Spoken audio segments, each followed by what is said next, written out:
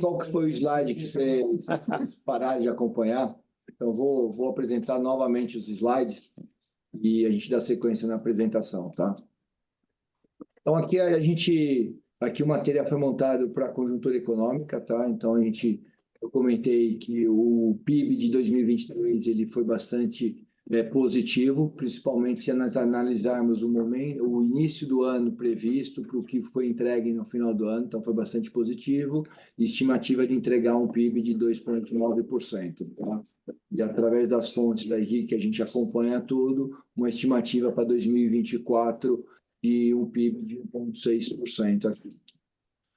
Selic, que é uma variável importante para o nosso setor, a tendência é de queda, então a gente iniciou um movimento de queda aqui, saindo de 2022 do patamar de 13,75, terminando o ano de 2023 de 11,75 e as projeções considerando uma Selic no final de 2024 de 9%, tá? E junto a isso, a parte do IPCA no mesmo movimento de queda. Estamos falando 2023, uma entrega de 4,6% do IPCA e uma projeção para 2024 de 3,9%. Na curva de juros, que é outra variável que vai nortear a tomada de decisão do setor da taxa do crédito imobiliário, também a gente vê um movimento positivo, tá? Então, o acompanhamento dos últimos períodos, essa curva de juros em queda também, tá? Evidentemente, nós identificamos lá um ponto em outubro de 23, um descolamento em termos de impacto da todo, mas a gente já vê novembro e dezembro uma tendência de queda nas curvas de juros longas, tá? Tanto para taxa de 1 ano, taxa de 5 anos e taxa de 10 anos. A parte de emprego, então a gente tem acompanhado e identificando a taxa de desocupação de emprego em 2023 inferior a 2022 e para 2024 em linha do que ocorreu em 2023, um patamar de 8,2% na taxa de desocupação. Tá? E na geração de vagas, isso é consequência todo, a geração de vaga do setor no patamar de 2.000 vagas no ano. 2 milhões de vagas no ano. Tá? E aí isso aqui impacta na criação da renda, tá? Na renda real. Então a gente tem visto, estamos acompanhando aí, tanto em 2022 e em 2023, um crescimento real de renda e a diferença de 4% para de 2022 em relação a 2023. Aqui é um ponto importante para a gente estar acompanhando, que é a confiança do setor e a confiança do consumidor, tá? E eu coloco em destaque aqui exatamente a confiança do consumidor, tá? Saiu do ano de 2000, dezembro de 21 para final de 23, no patamar de 76 e atingindo o patamar de 94, tá? Isso para o mercado imobiliário, para a tomada de decisão, ele é muito importante, né? A expectativa sendo positiva contribui para a tomada de decisão, principalmente que é um financiamento de médio e longo prazo. E a gente está identificando o crescimento da confiança que contribui na tomada de decisão no momento de aquisição de determinado imóvel. E dos demais, setor de construção, setor de indústria também estão em patamares superiores a anos anteriores. Isso o país que norteia a tomada de decisão, norteia o investimento no país também, ele está diminuindo, então isso também mesmo coloca-se e credencia num ambiente muito mais adequado para investimentos e tomadas de decisões de novos projetos, de novos desenvolvimentos de projetos no nosso mercado. Aqui é uma avaliação em termos do crescimento do comportamento histórico dos preços de imóvel, tá? Então a gente observa aqui que a variação de 2023 Brasil foi de 8% e nós temos algumas capitais com crescimento superior a esse patamar que a gente tem falado, tá? E aí aqui é importante a gente estar colocando o próximo slide e fazendo uma média histórica a partir de 2014, a única capital que teve um crescimento acima da média em relação à inflação foi São Paulo, tá? Isso num período de 10 anos, tá? E isso foi muito acentuado decorrente aquele período de recessão de 2015 e 2016, onde impactou fortemente o setor imobiliário, tá? Se nós analisarmos, vocês vão observar que o slide seguinte, se nós analisarmos um período mais curto, um período a partir de dezembro de 2017, tá? Então, após aquele impacto da recessão todo, os imóveis têm crescido acima da inflação na maioria das capitais, tá? E aqui é importante que aqui foi considerado, a gente viu o impacto do IPCA no período de pandemia, que ele descolou, mas se a gente analisar isso nesse período de 5 anos todo, o valor do imóvel ele é superior em relação à inflação, tá? Isso é bastante positivo e mostra qual a capacidade de gerar valor no mercado imobiliário. Agora, indo para a parte da construção civil, nós identificamos aqui um impacto em 2023. Nós tivemos um volume, aqui os números mostram, em 2021 e 2022, bastante forte, uma retomada, um crescimento bastante relevante, e isso, sem dúvida nenhuma, impactou no mercado de maneira geral. 2021 foi o ano recorde de crédito imobiliário, foi o ano recorde de diversos indicadores, seja no volume de lançamento, seja no volume de crédito imobiliário, seja no volume de vendas. Já em 23, a gente identifica uma redução, tá, no PIB da construção, de 0,5%, e a estimativa para 2024, essa inversão de curva, ele retoma o crescimento. Se a gente realizar o desdobramento no ano de 2023, esse impacto ele fica muito nítido no primeiro semestre, tá? O segundo semestre de 23, ele já tem uma retomada, já é uma curva de crescimento, tá? Então, é muito claro que do segundo semestre já se mostra um crescimento, em decorrência disso, 24 se torna positivo. Lançamento, o mercado mostra aqui que o mercado lançou menos, então teve uma redução de 5% se a gente avaliar de janeiro a novembro de 22 em relação a janeiro e novembro de 23, há uma redução aí de 4,7%, esses número de unidades na cidade de São Paulo, tá? Em contrapartida, a gente pode observar o volume de vendas. O volume de vendas na cidade de São Paulo, que é o maior mercado, e a gente analisar em termos nacional todo, houve um crescimento no volume de vendas, tá? Então, fica muito claro que o mercado deixou de lançar, colocar produtos novos a mercado e consumiu estoque. Priorizou a venda e consumiu estoque. Isso, numa avaliação em termos de comportamento de mercado, ele é muito positivo, onde você não carrega o estoque, houve uma diminuição de estoque, tá? Então, isso é positivo para entrar nesse próximo ciclo aqui, e fica muito claro a estratégia do setor de maneira geral, tá? Você consumir os produtos já estão ao mercado, redução de estoque, em detrimento de novos produtos naquele momento e no ano de 23.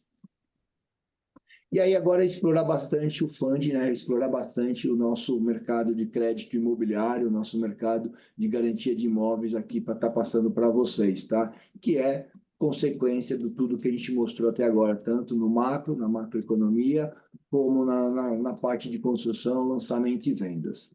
Acho que aqui esse é um slide bastante importante e para a gente identificar que a estrutura de fund do mercado imobiliário ela tem se movimentado, tá? Então, a estrutura de fund do mercado imobiliário em 2023, né, tudo que foi relacionado a lastro de imóvel, foi um saldo de 1,71 trilhões em dezembro de 21. E essa composição, nós estamos falando entre FGTS e poupança, representando na ordem superior a 70% do share era de poupança e de FGTS em 2021. Indo para 2023, nós estamos falando que a estrutura de funding do setor é uma estrutura no volume de 2,17 trilhões de reais, tá? Então, de 2023 em relação a 2022, um crescimento de 13%. Mas a composição dessa estrutura de fundo ela tem mudado, né? A relação FGTS poupança com as demais fontes de funding do mercado vem diminuindo.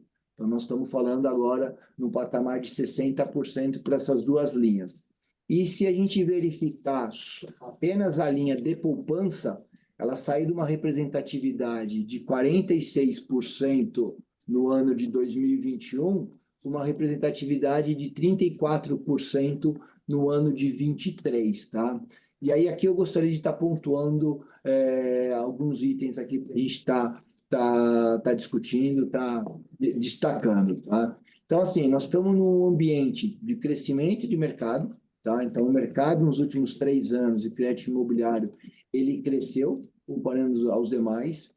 A poupança, vocês vão ver que ela diminuiu, tá? E aí a representatividade da poupança diminuiu, mas o setor foi resiliente de, através de outras operações, suprir essa redução da poupança e atender o crescimento do mercado, tá? Então, nós estamos falando do mercado que cresceu em termos de estrutura de funding 13% de 2023 para 2022 e foi sustentado por outras estruturas de funding, principalmente LCI, LIG, CRI e fundos de investimento, tá? Então, a resiliência do setor no desenvolvimento de novas operações, isso pode ser comprovada através desses números, tá? Então, onde há 2 anos atrás a representatividade da poupança na estrutura de fundo era de 46%, numa estrutura de fundo de 1,7 trilhões, hoje, no final de 2023, uma estrutura de fundo de 2,17 trilhões. Então, houve crescimento e a poupança de 34%. Tá? Então, o setor está sendo fundeado não apenas pela poupança, mas por outras estruturas suportando esse crescimento. A gente entende isso de forma bastante positiva, permitir o setor crescer no desenvolvimento de outras linhas de funding. Tá? E na parte do FGTS, nós vamos estar explorando mais, mas vocês observam que também de 2022 para 2023, o FGTS também teve crescimento na participação da estrutura de funding do setor. E aí, um pouco para enfatizar aí o que eu comentei na poupança, na SBPE, né? Então, o saldo médio da poupança no final de 2000, o saldo da poupança em 2023, ele fecha em 747 bilhões, tá? Uma redução de 2,2% em comparação a 2022. E de saída, né? De saída foram 72 bilhões de saída no ano de 2023. Comparando com o 22, esse volume de saída já foi menor que 22. A gente tem como média histórica e acompanha a média histórica que os momentos de redução de Selic, o volume de saída de poupança, ele muda, ele inverte. Tá? Então, a gente tem que estar acompanhando o cenário atual, que a gente tem projeção de redução de Selic, essa saída de poupança, o que vai acontecer? A gente viu que começa a inverter essa curva em relação a 22 e 23, tá? Então, a gente tem que estar acompanhando esse ano de 23 e 24. Falando um pouco do financiamento imobiliário, né, da produção do que aconteceu em 2023 do financiamento imobiliário, tá? Então, o volume de financiamento imobiliário de 2023 foi de 251 bilhões de reais, tá? Um crescimento de 4% em relação a 2022. E aí, a gente avaliando, foi o segundo melhor ano da série histórica de financiamento imobiliário, tá? Inferior apenas do ano de 2021, como a gente havia comentado, no volume de 255 bilhões. E se a gente fizer estratificar o microfone de alguém quiser. Poderiam fechar aí quem está aberto? Áudio aberto. Eu acho que eu não. Um momento. Não consegue fechar aqui? Vamos lá. Vamos dar sequência aqui. Então, a gente tem hoje, então, o volume total, um crescimento de 4%, o segundo melhor marca histórica da média histórica perdendo apenas para 2021, que foi de 255 bilhões. A gente estratificando as duas grandes linhas do financiamento imobiliário, que é o SBPE e o FGTS, decorrente do programa Minha Casa Minha Vida, teve um crescimento de 59%, comparando com o ano de 2022, tá? Então, o FGTS atingiu um patamar de 98 bilhões de distribuição em 2023, o melhor ano da série histórica, tá? Então, o ano anterior a esse patamar foi o ano de 2022 com 62 bi, tá? Então, o FGTS está num patamar diferente em relação a outros anos, tá? Avaliando o SBPE, tá? Que é o fundo principalmente de poupança, nós tivemos uma redução de 15% em detrimento do ano de 2022, tá? Mas acho que aqui é importante destacar não a redução de 15%, mas o patamar de produção que o crédito imobiliário atingiu e está realizando, né?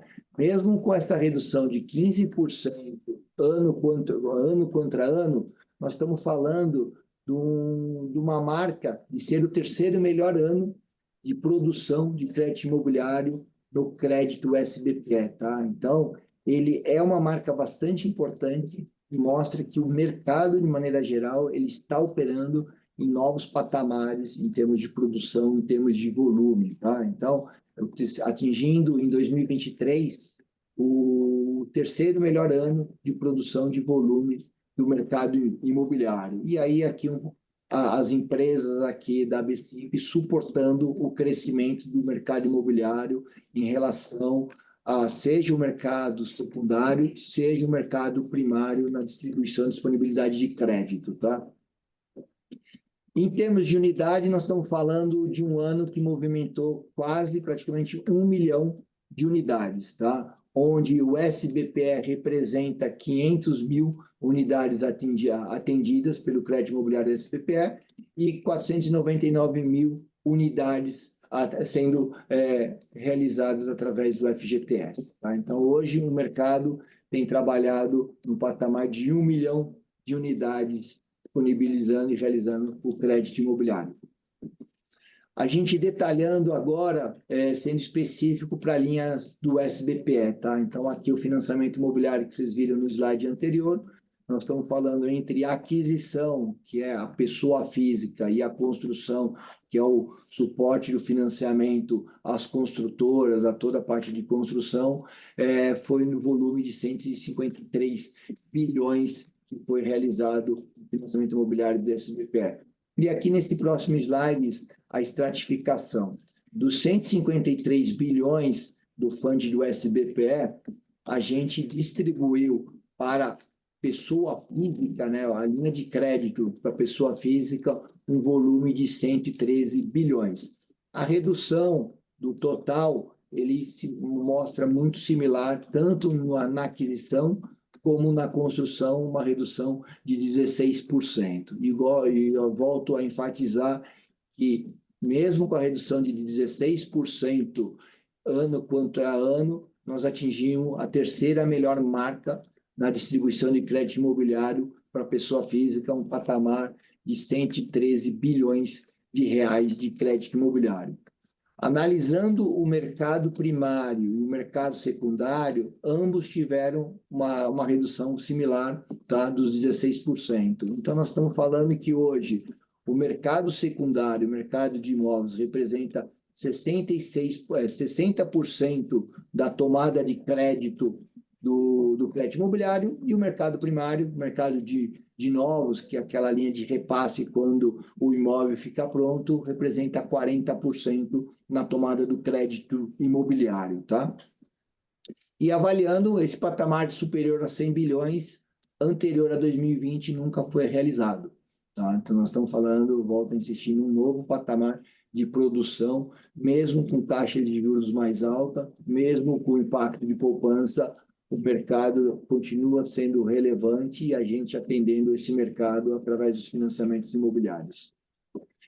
Na parte de construção, tá? Essa é a linha, esse é o volume em termos de financiamento aos incorporadores, financiamento a parte de construção das obras. Então, o comportamento de redução ele se ficou muito similar. O 2022 teve uma disponibilidade de 44,9 bilhões de reais para estar financiando todos os empreendimentos que solicitaram financiamento, e para 2023 uma redução de 11%, mas também importante estar destacando essa redução de 11%, realizando um volume de quase 40 bilhões de reais, é a terceira melhor marca da série histórica também, tá? Nenhum outro ano anterior a 2021 movimentou um volume de 40 bilhões no financiamento da construção. Isso está muito atrelado ao volume de lançamento que nós vimos anteriormente, tá? Então, o mercado desenvolve lançamento, a gente está atendendo todo esse financiamento e a gente está suportando esse financiamento das obras de acordo com o que o mercado colocará de produtos novos. Então, aqui, aquela redução de lançamento que a gente viu da cidade de São Paulo, que reduziu o lançamento, reflete nesse número em termos de demanda de financiamento, tá? Então, foi muito mais em termos de estratégia do mercado, pelas razões que a gente comentou, do que mais a restrição de crédito que a gente possa estar colocando e não permitiu a realização de lançamento. Inadimplência, que é um item bastante importante para o nosso crédito em relação aos balanços do banco, em relação a toda essa linha que suporta essa inadimplência. A gente também constata aqui, em 2023, o menor patamar histórico em relação à inadimplência, tá? Então, nós estamos atingindo 2023 uma inadimplência de 1,4%. Se a gente verificar nessa média histórica, esse patamar é similar apenas no ano de 2014, os demais aí um pouco a 2014 e 2018, tá? Então, a gente pode estar confirmando, enfatizando que a carteira de crédito imobiliário do setor está bastante positiva, está bastante equacionada, tudo, e suporta a tomada de decisão na disponibilidade de crédito para as novas demandas que a gente for ser solicitado em 2023 e anos daqui para frente, tá? Então, é uma linha de crédito em termos de bastante segurança, tá? Em termos de inadimplência, e a gente vê muito claro que em 2025, 2005, 2006, eram patamares de inadimplência muito superior à efetividade da alienação fiduciária, tá? Naquele período foi quando foi implementado ou começou a ganhar relevância a alienação fiduciária a partir daquele momento nas operações de crédito, e mostra a efetividade dessa estrutura jurídica para o mercado, tá? Permitiu que o mercado crescesse em termos de disponibilidade de crédito, dando segurança jurídica em relação à inadimplência. Isso fica muito claro nesse gráfico, nessas informações que a gente está apresentando. Falar um pouco de crédito com garantia de imóvel, tá? Alguns conhecem como home equity, tá? Então, é o crédito de garantia de imóvel, que é toda a disponibilidade de crédito sem nenhuma restrição e com a utilização para qualquer utilização do tomador, tudo, utilizando o imóvel como garantia, tá? Essa é uma linha de produto que vem crescendo ano a ano, tá? Ela não se assemelha ao crédito imobiliário. O crédito imobiliário é uma linha originada através de uma transação imobiliária, tá? Entre compra e venda, e essa é uma linha que acaba concorrendo com outro crédito, ou que seja para qualquer finalidade, tá? Aqui a gente acaba utilizando um imóvel. É uma linha, como comentei, atingiu uma carteira de 19,7 bilhões no final de 2023, e se a gente verificar em final de 2019, essa mesma carteira era de 10 bi. Então, nesses últimos 5 anos, o crédito com garantia de imóvel, ele dobrou, tá? Uma carteira de 19 bi tem espaço para crescer muito mais, tá? Se a gente comparar os créditos que ele pode estar utilizando com a mesma finalidade, é uma carteira, um espaço muito maior que pode estar utilizando esse tipo de linha de crédito, tá? Então, esses números do 9 bi é para a gente identificar que teve crescimento, tem uma procura, uma demanda relevante, mas a gente entende que é um espaço, é uma linha que vai crescer muito mais no decorrer dos próximos anos, tá? Então, isso é bastante positivo. E 99%, praticamente 100% de todas as operações, já foram realizadas através da alienação fiduciária, tá? Então, um impacto similar em termos da segurança jurídica que a gente viu ao longo da história do crédito imobiliário vai estar se comportando no Home Equity, no crédito com garantia de imóvel. E aí, aqui, para a gente estar finalizando e abrir para as perguntas todo, a expectativa de 2024 da ABCIP, no setor de crédito imobiliário, tá?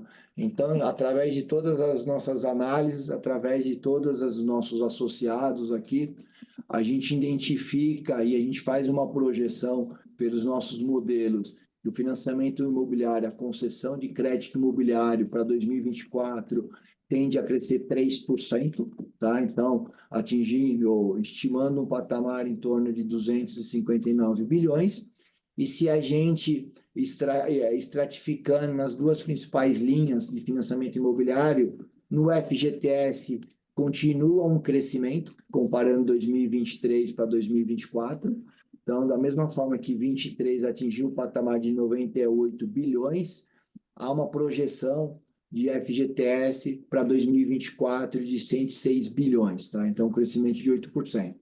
Já na linha de SBPE, na linha de financiamento imobiliário do SBPE, que utiliza parte poupança, que a gente já detalhou bastante, a gente, nesse momento, com as informações que nós temos, a gente identifica um cenário de estabilidade, tá? Então, eu gostaria de afirmar, é um patamar bastante relevante, falar de uma produção de 153 bilhões, tá? Então, para 2024, nesse momento, a gente avalia que é um cenário de estabilidade em relação a 2023, tá? O mesmo volume de distribuição de crédito imobiliário para 2024 nesse momento, tá? A gente tem como informação um volume relevante de entregas do setor em 2024, né, que seria o mercado primário, e a gente entende que todo esse volume ele tem total condições de estar suportando o crédito imobiliário, esse volume aí que a gente está estimando, tá?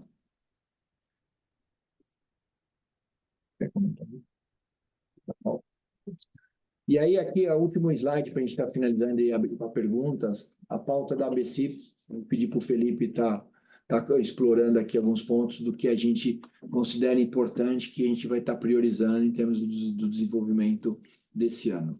Bom dia a todos. Olha, essa agenda é algo permanente, né, da ABCIP, e a gente está buscando mecanismos de perenizar o crédito imobiliário, de deixar ele mais efetivo e mais rápido e mais barato também.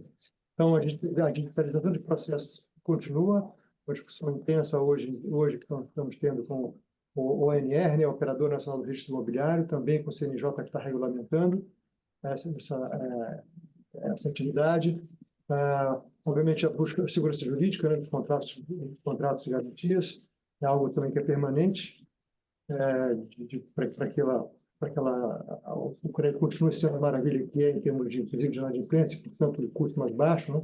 Não é à toa que a linha mais baixa que temos no Brasil é essa, graças em grande medida a essa segurança jurídica que o contrato traz para quem financia e para quem empresta dinheiro e para quem toma o dinheiro do recurso também, né? A gente continua aperfeiçoando cada vez mais o nosso índice de preço, o IBGNR. A gente entende que ele é um instrumento bastante importante para ajudar a aferir como que o mercado está andando, o que está acontecendo de verdade nos diversos setores, nas diversas regiões do país também. O crédito com garantia de imóvel, como o Sandro falou anteriormente, tem muito para andar ainda, né? Os mercados mais desenvolvidos têm essa linha num volume bastante expressivo, eles têm um espaço enorme para crescer. O próprio Banco Central cita essa linha como algo que tem um espaço enorme para crescer, que vai ajudar muito também a nível de consumo no Brasil. Novo marco. Aqui vem o novo marco de garantias também deve ajudar aqui com a extensão da alienação fiduciária. Então, deve ter um impulso extra assim que isso estiver regulamentado pelo BC, que isso deve acontecer nos próximos meses, regulamentando a lei que foi aprovada no ano passado, né? A lei do marco, novo marco, a lei que chama de novo marco das garantias. E, obviamente, para a gente também, o mercado está crescendo, que está se ampliando em diversas formas, tanto profissionais que trabalham diretamente nos bancos, quanto profissionais terceirizados, que são pessoal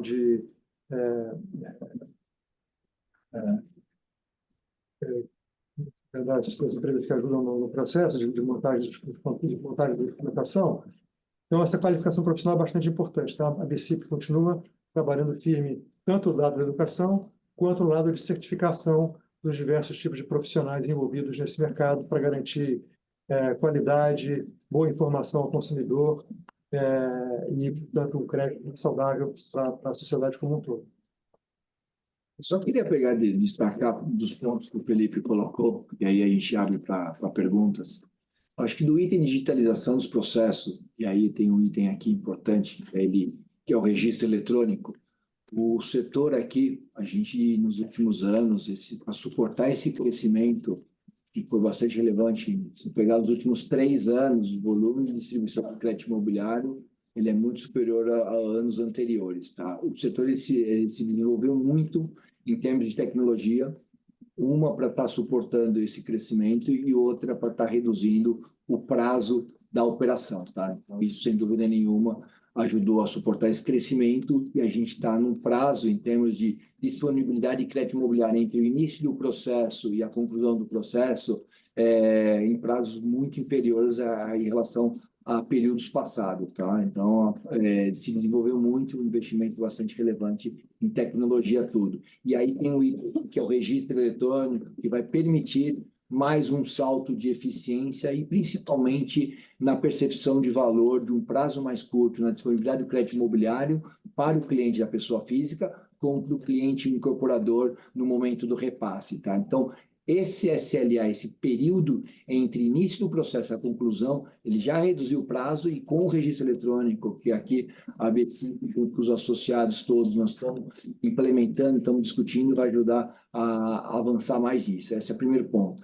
Em relação ao marco das garantias, tá? Que foi aprovado recentemente, o marco das garantias, esse ano a gente vai ver a eficácia da implementação da realização dessa lei através do produto, tá? Isso também como muito uma oportunidade, né? A gente avaliar e ter a carteira de crédito imobiliário, que até então você só poderia estar utilizando aquele imóvel alienado do crédito imobiliário para uma outra dívida após a quitação do crédito imobiliário. Aqui não, aqui permite utilizar aquele imóvel alienado na dívida do crédito imobiliário para realizar uma nova dívida, que é o crédito com garantia de imóvel. Então, aqui também tem um novo mercado a ser desenvolvido aqui, onde a gente vai estar desenvolvendo e vai estar ampliando isso de forma bastante relevante, que vai permitir o crescimento adicional do crédito com garantia de imóvel pelo novo marco da garantia, tá?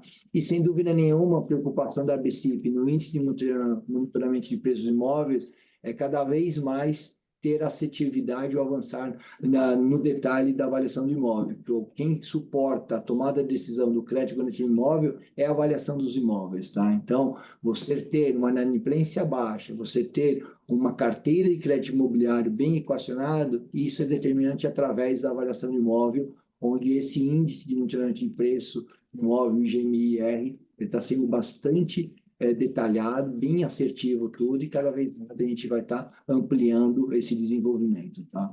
Então, era isso que a gente gostaria de estar passando para vocês, tá? A gente considera 2023 um ano que vocês viram que, como estimativa de PIB, ele terminou muito mais positivo do que a estimativa inicial, tá? E da BCIP aqui do crédito imobiliário também bastante positivo, de a gente performar num patamar onde a gente atingiu a terceira melhor marca da série histórica. Então, a gente entende que 2023 foi bastante positivo, tá?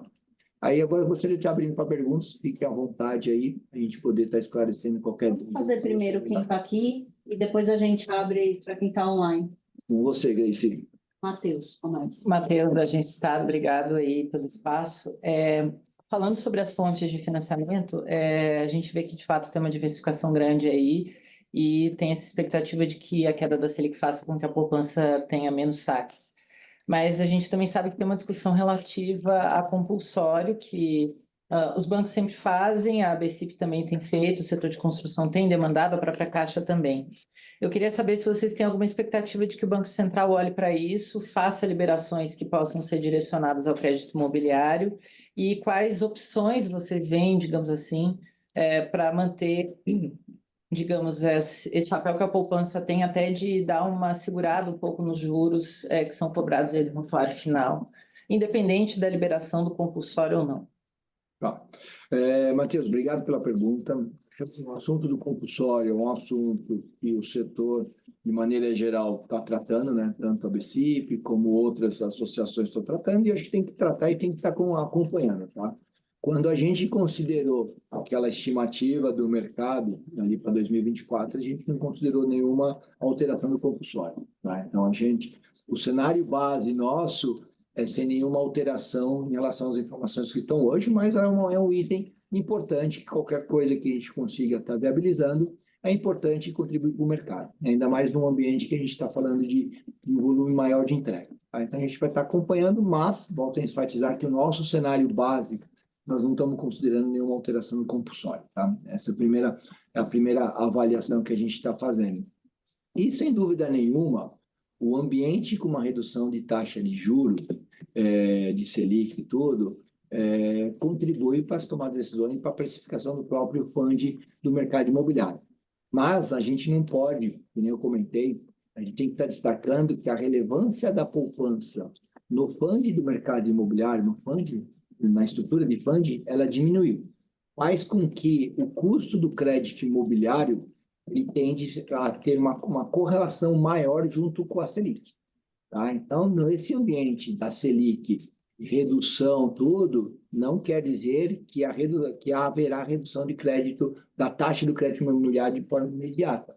Por quê? Porque você já tem uma diferença entre o patamar da taxa de Selic e o patamar do crédito imobiliário. Então, mantendo esse percentual da poupança na estrutura do fundo e tudo, tende, a médio e longo prazo, uma convergência maior entre Selic e taxa de crédito imobiliário. Mudando a relevância da poupança, isso vai estar mudando.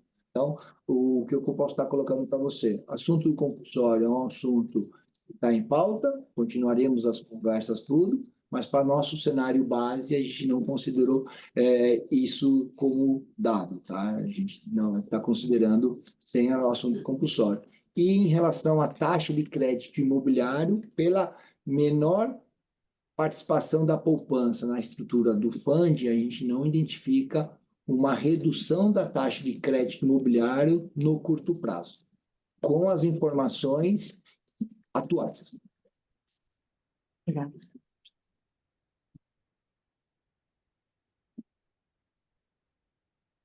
Tem mais a perguntar aqui, gente? Sandro, você puder complementar essa expectativa em relação à taxa de crédito imobiliário, né? Que você acabou de falar que não está esperando isso para o curto prazo, mas que patamar de Selic pode se refletir em taxas menores de financiamento habitacional? Eu acho importante, cara, não é só a Selic. Sem dúvida nenhuma, a Selic é uma variável. Mas as outras duas variáveis mais relevantes que a gente tem que acompanhar é a curva de juros longa. Então, a gente viu lá os patamares e se você pegar simplesmente os últimos 3 meses, houve uma variação. Tá? E a outra, sem dúvida nenhuma, é o comportamento da poupança. Então, acho o seguinte, a gente não consegue aferir e nem afirmar qual vai ser o patamar do crédito imobiliário no médio e longo prazo nesse momento. O que a gente tem que estar acompanhando é o seguinte, se houver um incremento de poupança no curto prazo, no longo de 24, se houver a curva de juros longa, uma redução, a probabilidade do crédito imobiliário, da taxa reduzir, ela é maior. Mas a gente tem que estar acompanhando. Então, hoje, o que eu coloco a redução da Selic é um cenário positivo, sem dúvida nenhuma tudo, mas não apenas isso permite discutir uma redução da taxa de crédito imobiliário na mesma proporção pela menor participação da poupança. Tá? No momento seguinte, que a gente for acompanhar, a gente tem que avaliar a carteira da poupança, se vai continuar a ter saque ou se vai voltar a ter captação. Se a curva de juros longa, ela vai continuar com a tendência de queda que mostrou-se nesses últimos 2 meses, diferentemente do que mostrou em outubro, e aí com esses fatores a gente vai ter que estar determinando. Então, por isso que a gente consegue estar colocando que no curto prazo a gente não vê cenário para redução. No médio e longo prazo, a gente tem que acompanhar essas variáveis para ver como elas vão se comportar. Sim, permite uma outra pergunta. Você tem como estratificar? Porque assim, vocês estão esperando estabilidade em relação aos 153 do ano passado, mas como é que vai ser o comportamento para crédito à produção, para crédito à aquisição, no caso da aquisição de novos e de usados? A gente avalia que o comportamento entre aquisição e construção não deve mudar em relação aos anos anteriores, tá? Então, que nem o ano anterior, o 2023, que teve uma produção de 113 bilhões na aquisição e 40 bilhões em construção, deve se manter nessa mesma distribuição, tá? E aí, em relação à aquisição, analisando o mercado primário e o mercado secundário, eu acho que a gente tem uma informação adicional que esse ano tem uma concentração maior de entregas, de empreendimentos que no nosso acompanhamento estão muito bem vendidos. Então, são empreendimentos que chegam na conclusão com baixo estoque, então não tem um impacto em termos de mercado de estoque, então chegam muito bem vendidos tudo. Então, por essa avaliação, há uma possibilidade de aquela relação 60% mercado secundário, 40% mercado primário que aconteceu em 23, ela se ajustar, ela ser um pouco diferente, colocando um pouco mais de volume para o mercado primário. Mas a gente tem que estar acompanhando, tá, cara? Então, eu colocaria o comportamento do que aconteceu em 23, em 60% mercado secundário e 40% mercado primário. Hoje, a tendência é trabalhar uns 55, 45, mas a gente tem que estar acompanhando pela razão que tem um volume maior de entregas do mercado imobiliário em relação ao ano passado. Mais alguma pergunta aqui, gente? Eu gostaria de fazer uma pergunta. André, da PDTEC B3. Você citou o CGI como algo em crescimento, porém ainda muito aquém do potencial que ele tem, né? Então, tem duas perguntas. A primeira é, quem toma esse crédito é mais para uma situação de resolver problemas financeiros ou, às vezes, para empreendimento, investimento em negócios? E que ações, né, as instituições financeiras planejam fazer para que esse crédito possa aumentar?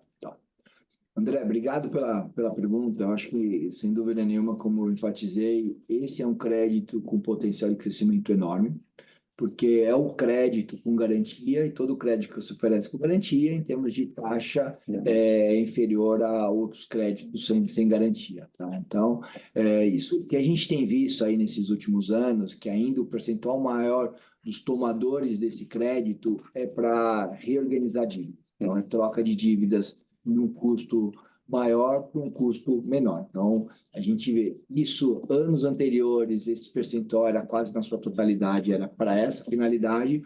Hoje, a gente tem visto, até o que suporta esse crescimento, é que o percentual maior continua sendo o tomador desse crédito garantia imóvel para troca de dívida, mas já começa a surgir outras características, tudo.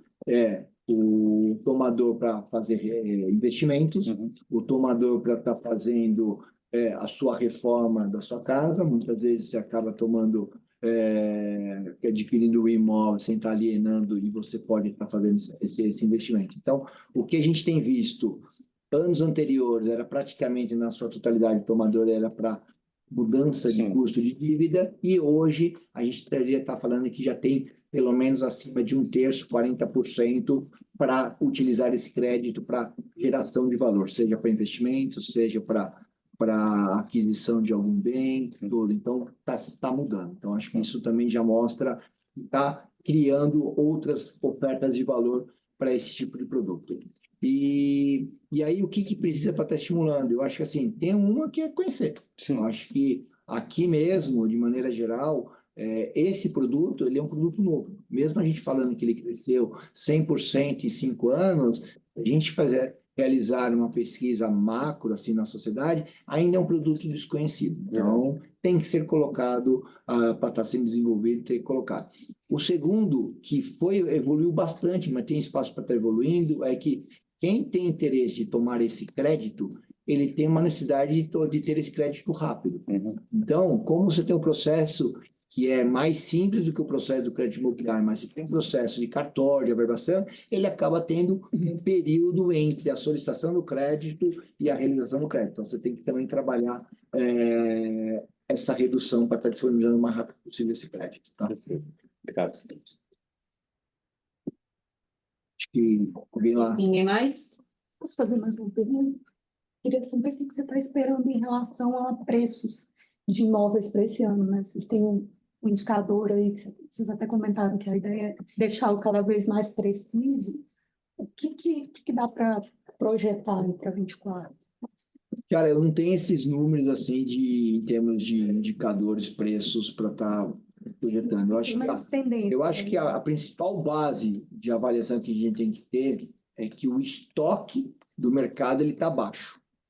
Então, se você tem uma premissa que permite discutir preço, é esse estoque. Num ambiente de estoque alto, acho que a avaliação de discutir preço ela fica muito mais remota. Num ambiente onde você vê, e os indicadores mostram esse consumo de estoque e o estoque está baixo, eu vou enfatizar que o volume de entregas que vão acontecer esse ano ele está com o estoque baixo, então são empreendimentos bem vendidos também. Então, é um cenário que permite essa discussão. Agora, a que patamar, como vai estar sendo esse movimento, a gente vai ter que estar acompanhando, tá? Hoje você tem uma inflação que mostrou aí em queda, ele continua em queda, com estoque baixo. Então, essa situação é uma situação que permite esse debate de discussão de incremento de preço. Deixa eu só uma dúvida, então, em relação aos slides que você falou. Nos últimos 10 anos, só São Paulo ficou acima da inflação ou ficou mais? Eu fiquei nessa dúvida. Léo. Vou pôr aqui, Sandro. Cris, quer repetir sua pergunta um pouquinho mais alto? Num dos slides, falou de que São Paulo, esse mesmo. Só São Paulo ficou assim? Não, assim, ou é o que ficou mais? A gente pegando a série de 10 anos, a partir de janeiro de 14, a gente verificou que, em termos de preço de imóvel, São Paulo ele ficou acima da inflação. Tá? Os outros ficaram abaixo. Os outros ficaram abaixo, as outras capitais. Tá? Só que o impacto principal disso foi realmente 2015, 2016, devido àquela recessão que o mercado inteiro foi impactado, aí a nível nacional. E aí, fazendo um trabalho no prazo não de 10 anos, tirando aquele período de recessão, a partir de 2017, então aí num período de 5 anos, a gente identifica que teve um crescimento no valor de imóvel superior à inflação em praticamente todas as capitais. Tá? Então, a gente mostra que no pós-período de recessão, os imóveis, eles recuperaram ou tiveram valorização superior à inflação. Tá bom. Bom dia, meu nome é Fernanda. Posso falar? Não. Meu nome é Fernanda Turner, sou do caderno de Imóveis de Valor, do Valor Econômico.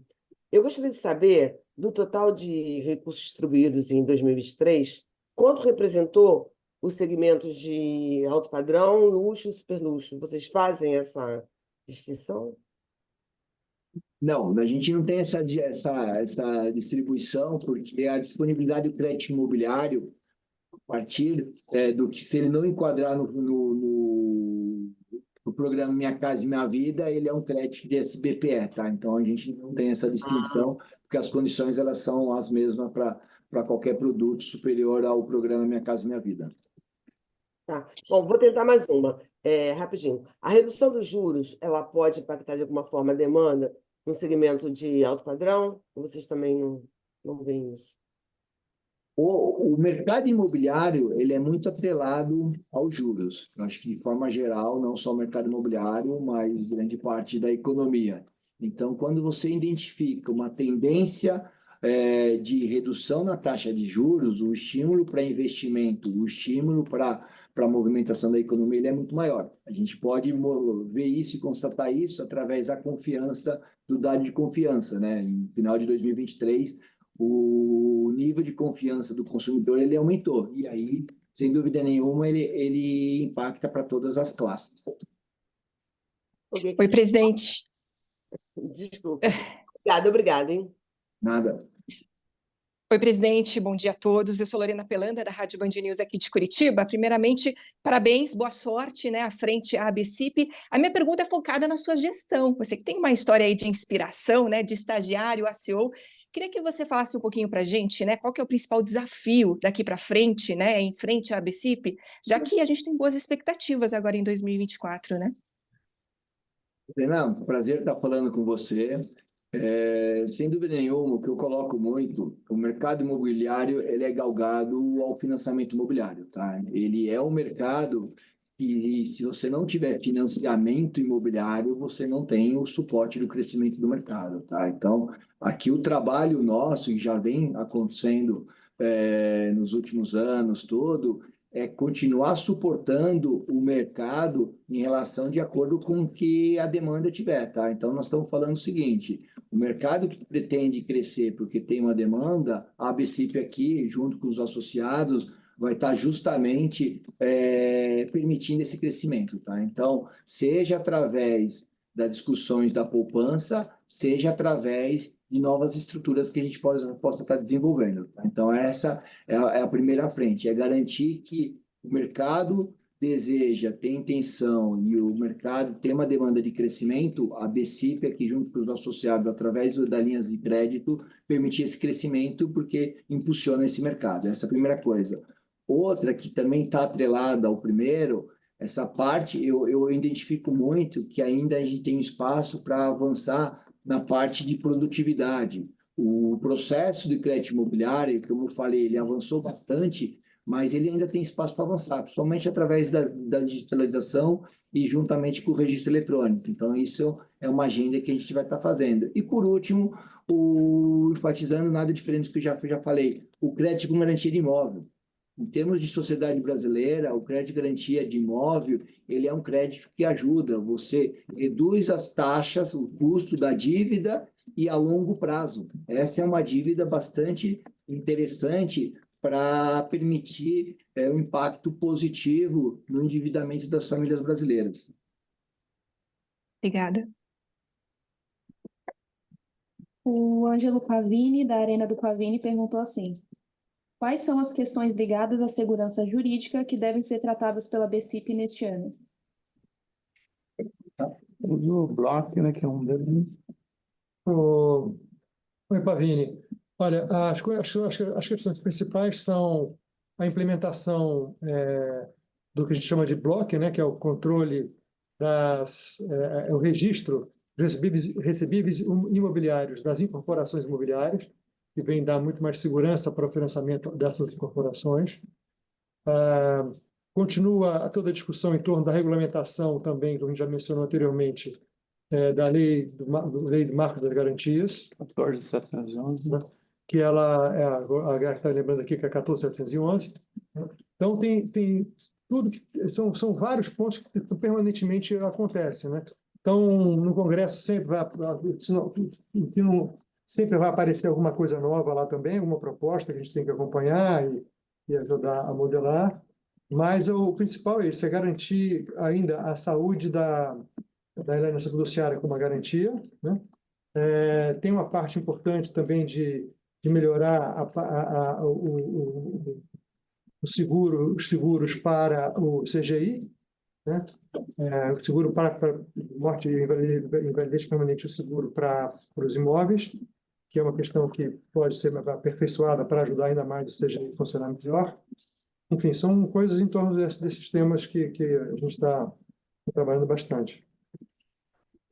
Bem, mas eu só para enfatizar que eu acho que o resultado da inadimplência mostra a qualidade da segurança jurídica do nosso setor. Sem dúvida nenhuma, tem pontos que tem que avançar, pontos a serem debatidos, tudo, mas tudo que nós alcançamos nesse momento está comprovado como permite a gente discutir crescimento, disponibilidade de crédito devido a essa inadimplência que a gente mostrou, tá? Então, a estrutura jurídica hoje do financiamento imobiliário, ela está mais do que comprovada e ela está adequada e, sem dúvida nenhuma, como o Felipe falou, tem pontos a serem avançados, sempre terá. Mas o que nós já temos hoje permite discutir disponibilidade e crescimento de financiamento imobiliário e crescimento do crédito com garantia de imóvel, dando suporte nessa carteira, que é uma carteira de longo prazo em relação a qualquer outro tipo de linha de crédito. Acho que eu lembrei também de um ponto agora que vale a pena todo mundo acompanhar, que tem lá uma comissão no Senado discutindo o Código Civil, a remodelação dele, né? E dali, então, tem que acompanhar de perto para ver se que não venha nenhuma medida que possa atrapalhar o fluxo do crédito imobiliário hoje, né? Especialmente na parte de digitalização do crédito imobiliário, tem a ver com o registro digital, a partir de extratos, tem a ver com a qualidade e a rapidez das assinaturas eletrônicas, né? Porque tem sempre alguns grupos que ficam tentando se apropriar da assinatura, em vez de deixar ela ser uma assinatura mais voltada para diversas entidades concorrendo, oferecendo assinatura a partir de parâmetros estabelecidos pelo CNJ, parâmetros de segurança, né? Estabelecidos pelo CNJ. Né? Mas, enfim, tem muita coisa ali para acontecer e coisas boas que podem vir para continuar nesse processo de agilização do crédito imobiliário, de a ver com garantias imobiliárias. Oi, bom dia. Fernanda levantou a mão, né? Bom dia, aqui é a Isabela Bolzani, do G1. Eu tenho uma pergunta para entender um pouquinho melhor em relação ao FGTS, né? A gente viu um crescimento importante aí em 2023, acho que 59%, se eu não me engano. E eu tenho duas perguntas em relação a isso. Primeiro, é entender se esse número já se reflete a retomada do Minha Casa Minha Vida do ano passado. E a segunda pergunta é para tentar entender um pouquinho sobre as perspectivas para 2024 também, se vocês enxergam essa categoria crescendo, tendo uma maior participação, enfim, entender um pouco mais desse cenário, como vocês olham por aí, por favor. Obrigada. Olha, a gente enxerga como positivo, sim, vai continuar num ritmo muito bom. O orçamento original que o Conselho Curador atribuiu para o FGTS, para as linhas de FGTS, no início do ano, era em torno de, se não me engano, 80 milhões. 80 bi, né? E elas foram, em julho, incrementadas para 90 e tantos bilhões, que é onde nós chegamos, 98 bi. Também houve uma alteração importante no limite do máximo do valor do imóvel elegível para o programa Minha Casa Minha Vida. Ele passou para R$350 mil. Então, e no Brasil inteiro. Antes ele tinha valores diferentes dependendo da reação, da região. Então, portanto, tudo isso traz um aumento do apetite das incorporadoras para fazer os empreendimentos, na medida que esse limite novo viabilizou incorporações onde não podia antes. A gente também enxerga um aumento do número de prefeituras e de estados que fazem programas de habitação e eles são complementares e se somam ao do Minha Casa Minha Vida, de modo a permitir então, a ampliação desse tipo de programa. Então, tanto é assim que houve para o ano que vem, para este ano, 24, né, o Conselho Curador fez um orçamento bem ambicioso, mas que tudo indica vai ser cumprido, de quase 106 bilhões de reais de fundo em FGTS para os programas sociais. Então, sim, deve ir muito bem e as condições estão dadas aí para mantido, né, as perspectivas que nós estamos vendo de responsabilidade fiscal e, portanto, de inflação para baixo, de juro para baixo, tudo isso deve fomentar ainda mais esse setor. Ótimo, obrigada.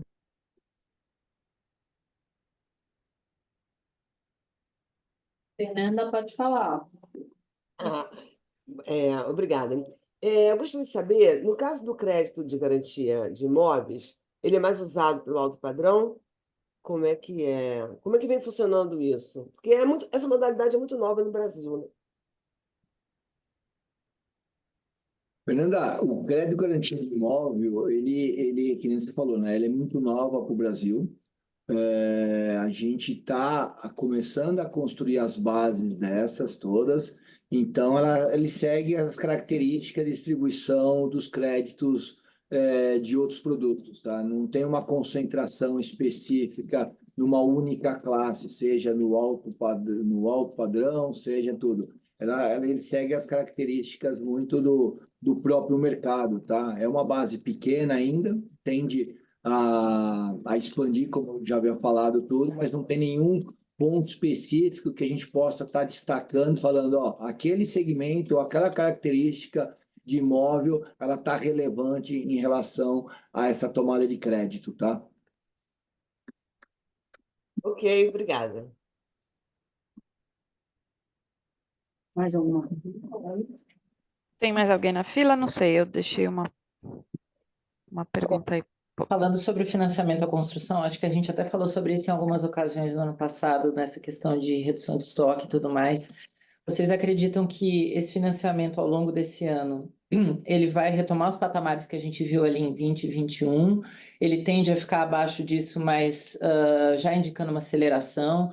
Como é que deve ser esse financiamento à PJ aí ao longo de 24 e também nos anos seguintes, na visão de vocês? Matheus, o que vai determinar o financiamento da produção é o volume de lançamento que o mercado realizar, né? Então, o que a gente pode enfatizar é que a gente tem condições de atender a demanda do mercado. Então, o mercado tendo um volume de lançamento, de crescimento em relação aos anos anteriores, a gente vai estar suportando esse financiamento, tá? Então, o que a gente pode estar colocando a gente viu que em 2023, em relação a 22, o volume de lançamento pelos números mostram aqui da cidade de São Paulo, houve uma redução e teve um foco muito maior em vendas. Então, se o mercado hoje ele considerar crescimento de lançamento, a gente vai estar suportando esses lançamentos através do financiamento da produção, tá? E aí vocês consideram que, assim, o Felipe falou sobre o bloco. O bloco ele já deve ter um efeito para o financiamento aí, a construção. Nesse ano ou deve aparecer a partir de 25? Cada bloco. O bloco está o segundo semestre só, eu acho, né? Segundo semestre. O bloco, na estruturação do bloco, tem uma discussão ainda em andamento de homologação das registradoras junto ao Banco Central. Uhum. E esse processo depende, inclusive, da construção de uma interoperabilidade entre elas. Sim. E isso está tomando um pouquinho mais de tempo do que o previsto. Então, a gente imagina que ele deve começar a ser mais efetivo no segundo semestre. Após isso, o Bacen tem até um ano para abrir evolutivo, mas a expectativa é que ele faça isso antes. Aí, respondendo, Matheus, assim, o bloco vai ser concluído, vamos falar, formatado tudo esse ano, mas de efetivo em termos de liberação do recurso decorrente do bloco, não vai ser impacto esse ano, não.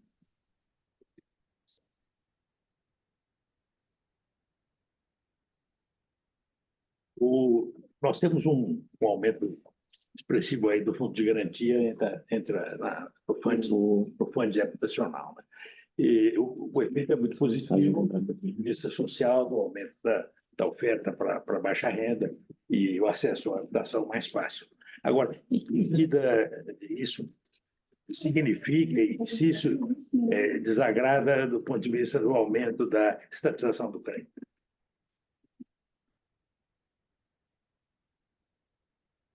Repete para mim. Em que medida o aumento do fundo de garantia, a oferta de fundo de garantia crescente, ele significa uma estatização do crédito? Causa alguma preocupação ou isso é irrelevante do ponto de vista de ABC? Eu diria que não causa preocupação, não. Tipicamente, especialmente na habitação de interesse social, né, precisa de baixa renda, em qualquer país do mundo você precisa de programas públicos para fazer isso, né? E esse nosso caso aqui é um programa muito meritório porque ele está usando um funding, que é um funding privado, né, do FGTS, né, do Fundo de Trabalhadores, e acaba e movimenta uma cadeia produtiva imensa, que gera impostos ao longo gera impostos e empregos ao longo dessa cadeia. Então, isso não preocupa. O importante é, acho que isso esteja atendido, resolve um problema social importante, né? Acho que facilita a geração de renda no futuro também, por das pessoas que conseguiram equacionar seu problema de moradia, vão ter a chance de ter uma vida mais próspera depois é sempre maior. Sandro, a Fernanda do Rio quer fazer uma última pergunta, ela me mandou aqui. Esse montante de 113,1 bilhões se refere a todas as liberações de crédito pelas instituições afiliadas à ABCIP ou só ao FGTS? Isso depende. Não, os 113 bilhões que a gente informou é a realização de crédito imobiliário de SBPE. Não é considerado FGTS nesse valor. Tá? Então, é a realização de crédito imobiliário para pessoa física, quem tomou financiamento imobiliário de pessoa física, de SBPE. Não inclui FGTS. O Pavini fez uma outra pergunta também. Queria uma opinião sobre quais fontes de funding alternativo devem crescer mais neste ambiente de juros mais baixos. Eu acho que é importante que no cenário de juros mais baixo, você tem diversas estruturas sendo desenvolvidas, né? Se a gente identifica que nos últimos 3 anos o que acelerou foi muito mais a renda fixa, né? A estrutura de renda fixa, com uma taxa de juros em patamares inferiores a que a gente tem, você começa a ampliar acessos a outras estruturas através de mercado de capitais, opções mais amplas do que a gente tem hoje, né? Então, acho que a gente tem que acompanhar. Eu acho que o mais importante aqui é que o cenário ele é favorável para novas estruturas, além dessas que a gente colocou aqui, para estar suportando esse crescimento de fundo, tá? Esse crescimento do mercado. Eu queria fazer uma pergunta. Estou sendo ouvida? Estamos assim. Tá. Eu até cheguei não sei se já tinha alguém na fila, desculpa. É Juliana Elias, da Veja. É um pouco sobre isso mesmo, queria saber um pouco dessa mudança do mix do funding, né? Por que que a poupança está caindo em volume e participação? Por que está crescendo, né? Essas fontes de mercados de capitais? E se isso é uma mudança conjuntural desse momento de juro alto ou de juro começando a cair, né? Ou se vem meio para ficar, essas estruturas tendem a tomar mais espaço mesmo, né, de renda fixa.